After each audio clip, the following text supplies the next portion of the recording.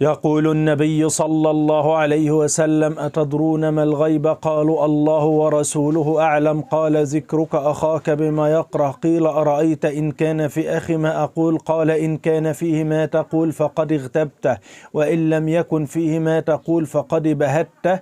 رواه الإمام البخاري ومسلم. في ناس بقى ما بتفرقش بين الغيبة والنميمة. الغيبة ذكرك أخاك بما يكره، إنما النميمة اللي هو واحد بيوقع بين ناس بيحبوا بعض أو بين اتنين متصاحبين، دي اسمها نميمة.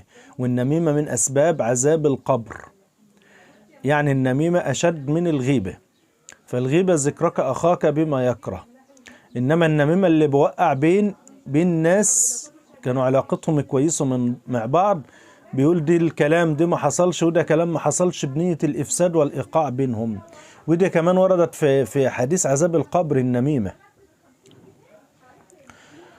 عن عثمان بن أبي العاص الثقفي شكى إلى رسول الله صلى الله عليه وسلم وجع يجده في جسده منذ أسلم، فقال له رسول الله صلى الله عليه وسلم: ضع يدك على الذي تألم من جسدك وقل بسم الله 3 وقل 7 مرات أعوذ بالله وقدرته من شر ما أجد وأحاذر. صحيح الإمام مسلم.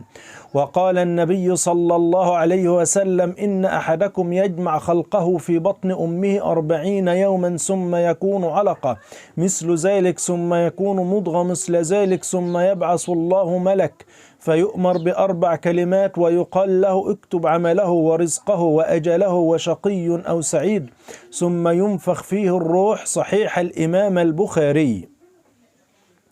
وقال النبي صلى الله عليه وسلم: أكثروا الصلاة علي يوم الجمعة وليلة الجمعة، فمن صلى علي صلاة صلى الله عليه 10.